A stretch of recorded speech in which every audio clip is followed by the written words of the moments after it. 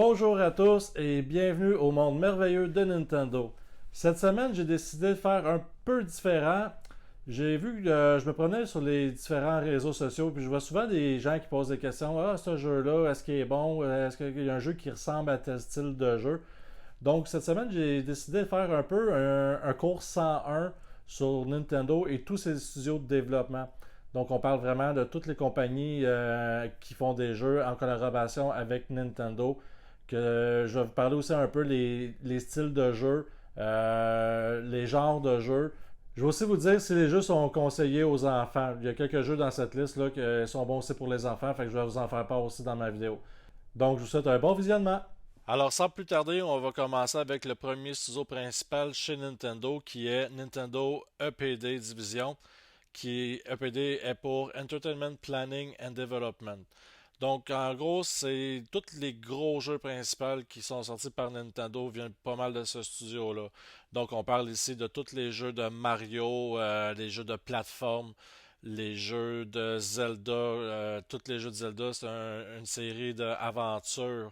On parle de Animal Crossing. Animal Crossing qui est une série de simulations. En fait, Animal Crossing, c'est... Vous pouvez tout faire dans le jeu. Le dernier, on est sur une île déserte. Donc, on commence avec rien. Il faut collecter des matériaux pour pouvoir construire, développer son île. On peut recruter des villageois. Les villageois, c'est des petits animaux, à moitié humanoïdes un peu. Donc, le but du jeu, c'est vraiment une simulation. Le jeu, il finit pas vraiment. Donc, à tous les jours, on peut avancer un peu, faire quelque chose dedans. Beau petit jeu. Après ça, on a la série Star Fox, qui est une série de shooters dans l'espace. Donc, on se promène de planète en planète. On combat contre des ennemis. On est soit à la bord d'un vaisseau spatial, ou aussi on peut se retrouver soit dans un tank, ou même dans un épisode au GameCube, on pouvait se promener aussi à pied. Donc, on parcourt les planètes en planète pour arriver jusqu'à la fin et ainsi battre le méchant qui s'appelle Andros. On enchaîne avec Wii Sports, une collection de petits jeux de sport que Nintendo avait sorti à la sortie de la console de la Wii. Donc, une petite collection de petits jeux qui jouent avec le mouvement. Donc, on promène notre bras, on peut lancer une boule de bowling, on peut jouer au tennis. Il y avait plusieurs petits jeux dessus. Et ils ont fait aussi une deuxième version de Wii Sports Resort. La Wii Fit, un jeu d'exercice. Nintendo avait sorti un accessoire qui s'appelle le Wii Balance Board. Donc, un genre de pèse-personne sur lequel on embarque dessus. Puis, on peut faire un peu d'exercice avec ça. Si on veut continuer dans la lignée des exercices, Nintendo a sorti Ring Fit Adventure. C'est un ring con, donc c'est un objet circulaire dans lequel on met une manette, puis l'autre manette on l'accroche après notre jambe. Donc ça suit les mouvements. Il y a des mini-jeux dedans. Il y a une aventure. Donc on se promène dans le tableau. Faut vraiment courir sur place pour pouvoir faire avancer le personnage avec des petits combats. Donc il faut bouger les mains, il faut serrer le truc de plastique, soit l'étirer. C'est ça qui va faire tous les mouvements dans le jeu. Pilot Wing est une série de simulations aviation. Donc, on parle de conduire des avions, conduire un jetpack. Il y a aussi une simulation de parachute. Donc, c'est une collection de petits jeux qu'il faut faire des missions, dans le fond, de monter son grade, puis d'avancer dans les grades, puis débloquer des missions encore plus difficiles. Après ça, on a la série, j'en ai parlé dans une de mes vidéos précédentes, la série de courses futuristiques F-Zero. Série qui a vu le jour sur le Super Nintendo. En fait, c'était un jeu de la sortie en même temps que la console de la Super Nintendo. Le dernier épisode qui est sorti a été sur GameCube avec F-Zero GX et AX sur l'arcade. Belle petite série, c'est une course ultra rapide. Là. C'est vraiment assez futuristique. Ça aussi, ça se passe dans l'espace. Que même on pourrait dire que c'est comme dans le même univers aussi que la série Star Fox. Il y a des petits caméos dans un certain jeu aussi avec un personnage de la série de Star Fox. Après ça, on a la série Pikmin. Pikmin, ça a été un jeu de sortie de la console de GameCube. C'est une série qui a été créée par le grand designer Shigeru Miyamoto. En gros, la série Pikmin, c'est vous avez un personnage qui s'appelle Olimar dans le premier opus. Il faut ramasser des petites créatures qui s'appellent les Pikmin. Donc, eux, c'est de leur donner des commandes un peu pour qu'ils puissent soit aller chercher des items, aller chercher des fruits, ou combattre aussi contre des monstres de la végétation qu'il y a dans les tableaux. Donc, ça serait un style de jeu un petit peu stratégie.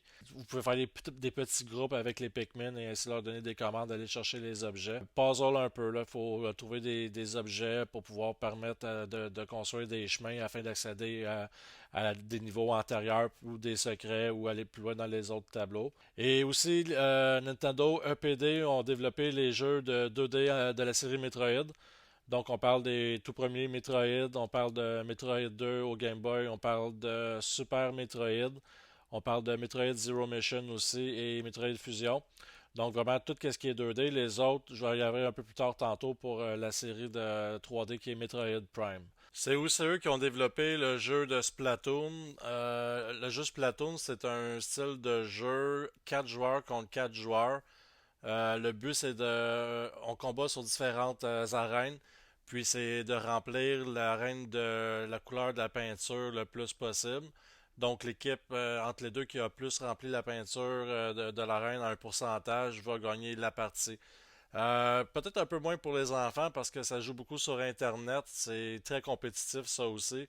Donc, les enfants vont peut-être avoir un peu moins de plaisir en jouant à ce jeu, mais sinon, pour le reste, c'est quand même un très bon jeu à jouer.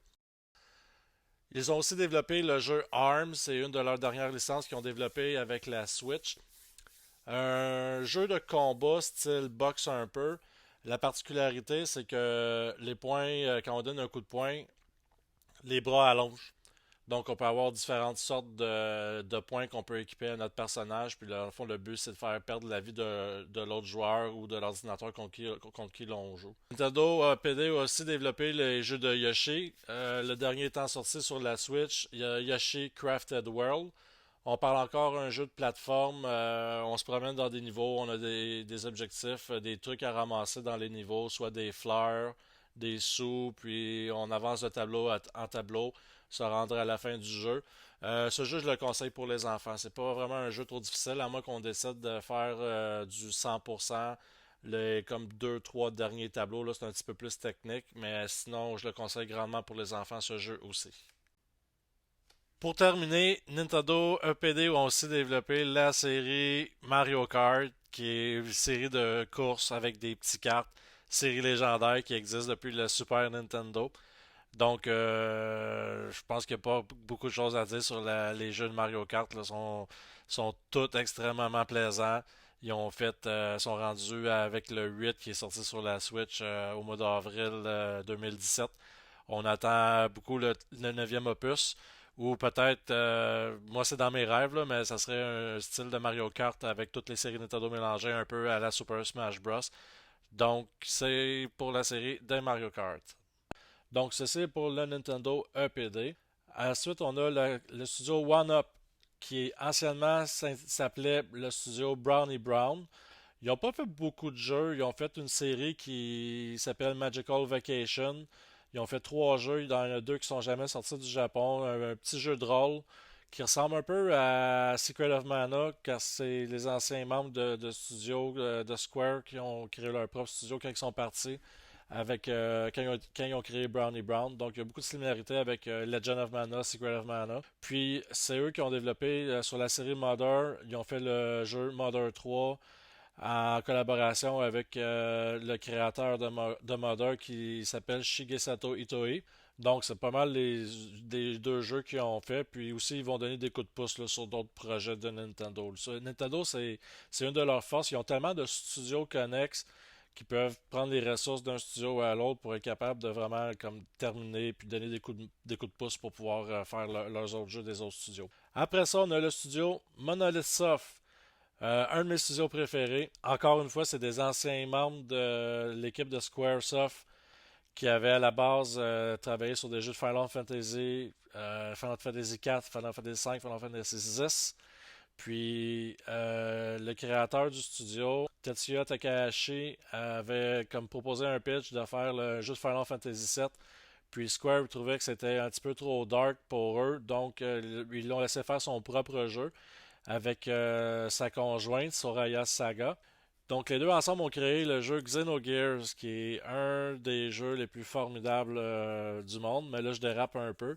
Donc, grosso modo, ils ont changé de publisher après. Ils sont allés avec Bandai Namco pour faire la série Xenosaga.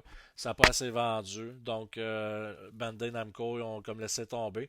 Puis, jusqu'à temps que Nintendo ont décidé d'acheter les parts de la compagnie. Donc, Nintendo sont devenus majoritaires propriétaires de la compagnie Monolith Soft. Et depuis ce jour, c'est eux qui font les jeux de Xenoblade. Donc, on a trois jeux Xenoblade jusqu'ici. On peut dire cinq avec les ports et les remakes, mais on a le premier Xenoblade, on a Xenoblade X et on a Xenoblade 2. Puis, j'ai un pressentiment qu'ils sont en train de travailler sur un remake probable de Xenoblade X ou de Xenoblade 3. Après ça, on a le studio ND Cube. Eux, ils ont principalement travaillé sur la série de Mario Party. Un jeu de société, style jeu de société, un board game. On brasse les dés, on a des mini-jeux, ça joue jusqu'à 4. Donc on se promène dans le tableau, puis en avançant dans le tableau, ben, on ramasse des étoiles. La personne qui a plus d'étoiles à la fin de la partie gagne la partie. Donc très divertissant à jouer à plusieurs. Les enfants aussi vont être très fans de la série de Mario Party. Il y en a un sur la Switch, Super Mario Party. Le seul petit bémol que je pourrais donner à ce jeu-là, c'est qu'il y a juste 4 tableaux. Fait que c'est quand même. On fait le tour assez vite, là, comparativement à s'il y en aurait, mettons, 6-7. Au moins, on a plus de contenu. Puis c'est pas redondant, mais là, malheureusement, il y en a juste 4. Puis ils n'ont jamais sorti de DLC non plus. On a le studio Next Level Games qui vient tout juste d'être acheté il y a à peu près 2-3 semaines par Nintendo. Donc, ils sont rendus majoritairement propriétaires du studio. On parle de les séries de Punch-Out qui ont sorti sur la Wii, mais juste l'opus de la Wii. Les vieux Punch-Out Nintendo, Super Nintendo, dans le temps, c'était le studio de Nintendo qui les avait développés. Mais Next Level Games ont développé Punch-Out. Ont développé aussi la série des Mario Strikers, les jeux de soccer. Et puis la série des Luigi's Mansion. Punch-Out, un jeu de combat, un jeu de boxe dans le fond. Un contre un contre l'ordinateur. Le jeu de Luigi's Mansion, vous vous promenez dans une maison hantée, puis il y a des petits puzzles, il faut trouver les fantômes où c'est qui sont cachés. On a une lampe de poche, on a une balayeuse aussi, un aspirateur, excusez mon québécois. Un aspirateur pour pouvoir absorber les fantômes, puis ainsi ramasser le plus de fantômes possible pour se rendre jusqu'au bout du tableau. Le troisième est sorti à l'Halloween 2019, un excellent jeu ça aussi. Je le conseille aussi à des enfants, là. C'est pas trop difficile, puis ils vont aimer ça aussi. Le studio Retro Studio, un studio situé à Austin au Texas, qui a commencé à faire les jeux de Metroid Prime à la sortie de la GameCube. On a eu le jeu de Metroid Prime 2 et sur la Wii, on a eu le Metroid Prime 3. Donc, c'est comme un jeu de tir à la première personne, mais eux, dans le temps, ils avaient dit que c'était un style de first person adventure. Donc, ça garde le concept de base de Metroid, de trouver des items pour devenir plus fort, pour débarrer d'autres lieux dans les tableaux, puis ainsi pouvoir continuer notre chemin. Le côté aventure, il y a beaucoup d'exploration. On voit la première personne comme si on était dans le casque de Samus. Et oui, Samus, c'est l'héroïne de la série de Metroid. Donc, c'est comme si on était nous à sa place. Donc, on voit la vue dans le casque. Il y a des objets qu'on peut scanner avec notre viseur, puis ça nous donne de l'information sur l'histoire des mondes, des planètes, parce que Metroid se passe sur plusieurs planètes.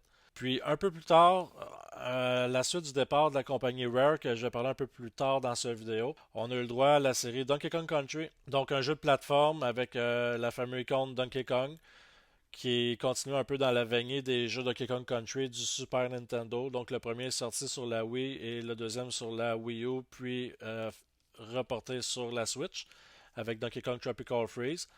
Donc, on contrôle le personnage de Donkey Kong et ses acolytes. Puis, on se promène dans les tableaux. C'est une plateforme. On ramasse des bananes, ça donne des vies. On a des items, on se rend jusqu'à la fin des tableaux. Puis, on combat les méchants. Après ça, on a le studio Camelot. Camelot est connu pour leur jeu de rôle qu'ils avaient fait sur la Game Boy Advance.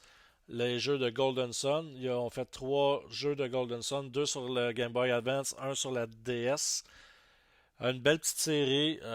C'est vraiment un jeu de rôle là, hyper japonais avec le combat tour par tour. On a des invocations pour pouvoir nous aider dans les combats. On ramasse l'équipement, on se promène de village en village, donjon. Donc c'est une belle petite série. C'est une série culte, je vous dirais. C'est très Ça n'a pas eu des grosses ventes, mais c'est quand même. Il y a un fanbase, là. Les gens qui aiment la série, ils l'adorent. Puis c'est une série qui est très populaire. Camelot sont aussi ceux qui sont responsables d'avoir fait les jeux de Mario Golf et les jeux de Mario Tennis, dont le dernier qui était sorti sur la Switch avec Mario Tennis Ace. Encore une fois, ben, c'est des jeux de sport, golf, tennis. Accessible aux enfants. Les enfants vont très bien aimer ça aussi. Après ça, on a le studio Creatures qui sont connus aussi pour co-développer les jeux de Pokémon avec le prochain studio aussi que je vais parler de Game Freak. Donc, les deux studios qui travaillent ensemble en collaboration avec Nintendo au développement des jeux de Pokémon. Mais aussi, le studio de Creature, anciennement, s'appelait le studio Ape, qui était dirigé par Shigesato Itoi, qui est le créateur de la série Mother, que nous, on connaît en Amérique sous le nom de Earthbound. Earthbound, c'est un jeu de rôle qui se situe dans des années contemporaines. Ça, c'est aussi un très gros jeu culte. C'est un excellent jeu de rôle. Encore une fois, au tour par tour. Ils frôlent aussi le ridicule, là. Ils font des petites blagues dans le jeu. Il y a des trucs, c'est vraiment superflu. Puis ça tourne des fois même au ridicule, mais ça fait partie du charme de la série Earthbound. Si vous avez une Super Nintendo classique mini qui ont ressorti, il est installé dessus. Il n'est pas encore disponible sur le Nintendo Switch dans l'application Super Nintendo, mais c'est une question de temps là, avant qu'on l'ait. D'après moi, on va l'avoir cette année.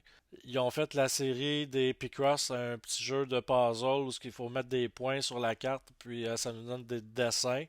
Ils en ont sorti un à l'automne passé sur la Switch, sur l'application de Switch Super Nintendo, pardon. On peut perdre une coupe d'heure là, dans ce jeu-là. Beau petit jeu, il est le fun. Je retourne à Pokémon. Donc Game Freak et Creatures co-développent la série Pokémon et ça depuis les tout débuts, là, 25 ans. Donc pas mal tous les jeux de Pokémon ont été faits par eux, sauf un que je vais vous expliquer un peu plus tard dans la vidéo. Pokémon, ben pas besoin vraiment d'introduction. Une série de. Ils ont fait des jeux de rôle, ils ont fait des jeux de Monster Battle, ils ont fait des jeux de tous les genres. Ils ont fait des jeux de combat avec les jeux de Pokémon. Euh, c'est Pokémon. Après ça, on a le studio Cygames. Eux, principalement, ils font des applications, des jeux de téléphone, des applications mobiles. Donc, ils sont mandatés par Nintendo pour le jeu sur cellulaire de Dragalia Lost. J'ai joué un petit peu, mais moi, personnellement, j'ai plus de difficultés à embarquer dans les jeux de téléphone. Donc, j'ai pas joué extrêmement longtemps, là. J'aime pas le concept des jeux de cellulaire où on a des points de stamina, puis ça se remplit aux 10 minutes, on gagne un point, on peut continuer à jouer un peu, sinon on peut en acheter. Donc je trouve que les jeux de cellulaire sont beaucoup basés sur les microtransactions, puis c'est pas quelque chose que j'aime beaucoup, mais c'est quand même un jeu pour Nintendo, donc je trouvais important de vous en parler. C'est un jeu de rôle ça aussi. On a la compagnie Grezzo. La compagnie Grezzo est importante parce que c'est eux qui gèrent pas mal tous les ports que Nintendo ont fait. Donc, on parle des ports de tous les jeux qui étaient sur des anciennes consoles qui ont fait remasteriser au goût du jour. Il y a des grosses chances que ça va être la compagnie Grezzo qui est en arrière de ça. Puis, le jeu qu'ils ont vraiment le plus travaillé dessus, puis qui ont fait une grosse partie, c'est le remake de Link's Awakening qui est sorti sur la Switch. Encore une fois, c'est de la série de Zelda, donc jeu d'aventure. Un petit jeu court, je vous dirais, moi je l'ai fait 100% à peu près en une quinzaine d'heures. Donc oui, les enfants aussi seraient capables de jouer, là, c'est pas trop difficile à jouer. On a le studio HAL Laboratory. HAL, H-A-L, un studio japonais que je pense que ça fait 30 ans qu'il existe, puis que dans le temps quand ils ont choisi leur nom, ben, ils voulaient juste être une coche en avant de la compagnie IBM. Donc, ils ont pris les lettres IBM puis ils ont enlevé juste une lettre pour faire la lettre avant qui a donné HAL Laboratory. Ce sont les créateurs de la série Kirby, un autre jeu de platformer, le petit bonhomme rose qui mange tout. HAL Laboratory aussi ont travaillé beaucoup sur la série Mother, donc Earthbound eux aussi, là, il est en collaboration avec Ape et Shigesato Itoi. Le seul jeu de Pokémon qui ont travaillé a été Pokémon Stadium, donc c'est le seul jeu en dehors des jeux de Game Freak et de Creatures. Et ils ont fait travailler beaucoup sur la série de Super Smash Bros. Aussi. En fait, c'est que le créateur de Super Smash Bros. Et de Kirby est Masahiro Sakurai. Et c'est lui qui a créé Kirby aussi, le personnage et la série. Puis lui et le défunt président de Nintendo, Satoru Iwata, ont beaucoup travaillé pour ces compagnies-là. Puis probablement qu'éventuellement, je vous ferai un petit vidéo sur Satoru Iwata. C'est quand même un homme plus que respectable, je crois. Puis si vous aimez les jeux vidéo, c'est une belle histoire à connaître à propos de lui. Il sort un livre aussi sur lui en avril de cette année, avril 2021. Le jeu de Super Smash Bros, c'est un jeu de combat qui mélange tous les personnages de Nintendo, puis même depuis les derniers deux trois jeux, ils vont chercher même des personnages de d'autres séries, de d'autres jeux, de d'autres consoles aussi. Donc c'est un gros mix de tous les univers de jeux vidéo mélangés ensemble.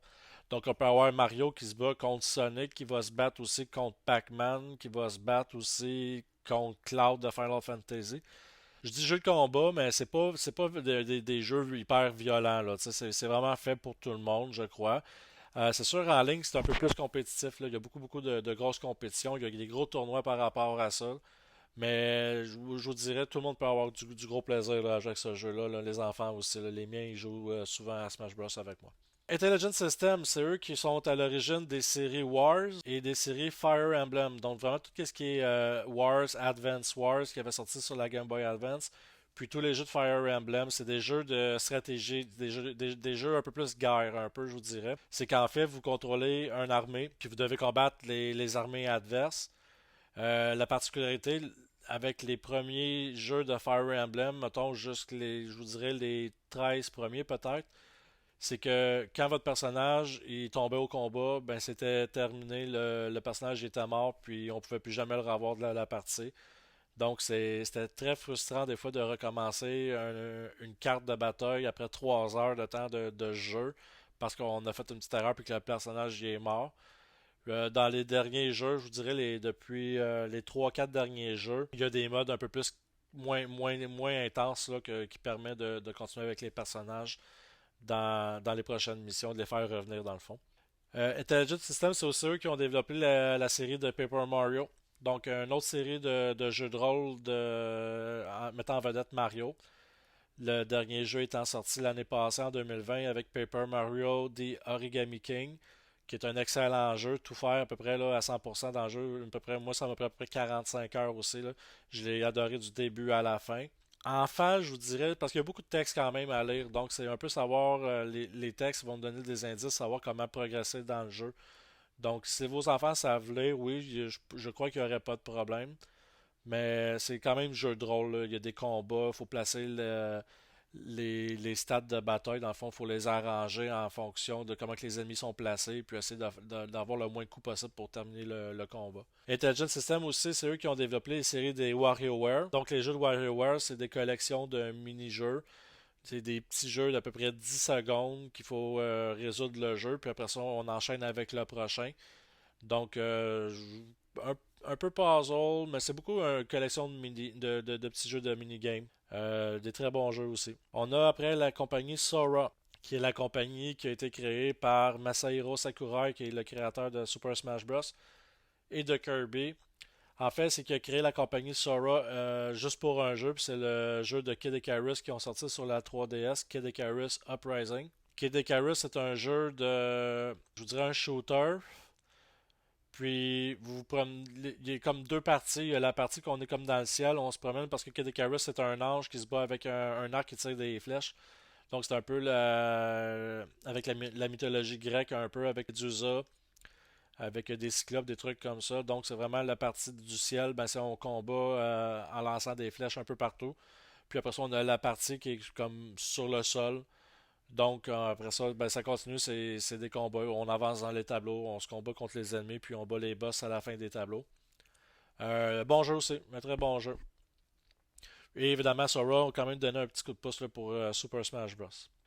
Prochaine compagnie, je vais vous parler, c'est une compagnie qui malheureusement a fait faillite l'année passée. C'est la compagnie Alpha Dream. C'est une compagnie japonaise que principalement ils ont fait les jeux de Mario et Luigi. C'est toute une série de jeux sur Game Boy, sur DS, dans le fond sur les consoles portables de Nintendo. C'est des jeux, une autre fois c'est des jeux de rôle encore, mais en mettant en vedette Mario et Luigi. Donc on contrôle les deux personnages, on a des combats, puis les deux personnages ont des attaques combinées ensemble. Il y a des attaques spéciales qui permettent à avancer dans l'aventure. Je sais pas, honnêtement, je sais pas si on va revoir des jeux de Mario et Luigi parce qu'ils ont fait faillite, puis Nintendo, ils ont pas mis d'argent dans la compagnie pour les sauver ou les racheter. Donc, c'est un guess. Personnellement, je sais pas qu'est-ce qui va se passer avec le studio. Ou s'ils vont renaître de leur cendre ou ils vont repartir à un autre studio, je pourrais vraiment pas vous dire. Mais ça serait une belle surprise. Je trouve que ça serait bien pour eux parce qu'ils ont fait des bons jeux. La dernière compagnie que je veux vous parler, c'est une compagnie qui n'est plus avec Nintendo, mais ils ont quand même un très gros passé qu'ils ont fait pour eux. C'est la compagnie Rareware qui a été acquis par Microsoft, là, peut-être maintenant une quinzaine d'années. Rareware, c'est à eux qu'on a le droit de tous les jeux de Battletoads au Super Nintendo, Nintendo, les jeux RC Pro AM, les jeux de Donkey Kong Country. Après ça, on a eu le droit des jeux sur Nintendo 64 aussi, avec les Donkey Kong 64, les jeux de Perfect Dark, les jeux de Killer Instinct, les Banjo-Kazooie, les Conquer et le légendaire GoldenEye 007. C'est tout le monde qui a grandi avec une Nintendo 64 se rappelle des maps multijoueurs avec l'écran dans la télévision qui était séparé en quatre. C'était du plaisir intense. Ça rappelle des beaux souvenirs. Donc, je trouvais ça important de parler de Rare parce que c'est quand même une grosse compagnie là, qui ont fait beaucoup, beaucoup de jeux pour Nintendo dans le passé. Malheureusement, Nintendo, dans ce temps-là, ne connaissait pas le grand succès qu'ils connaissent aujourd'hui.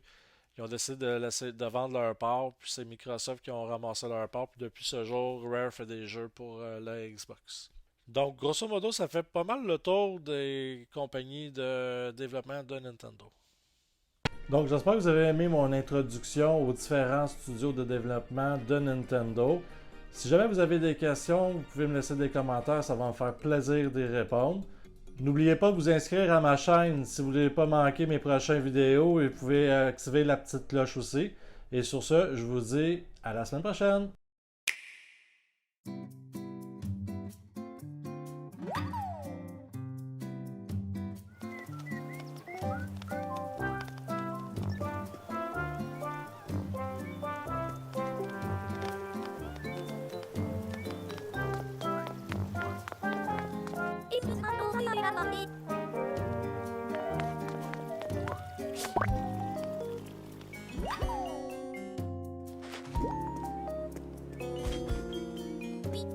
Oui,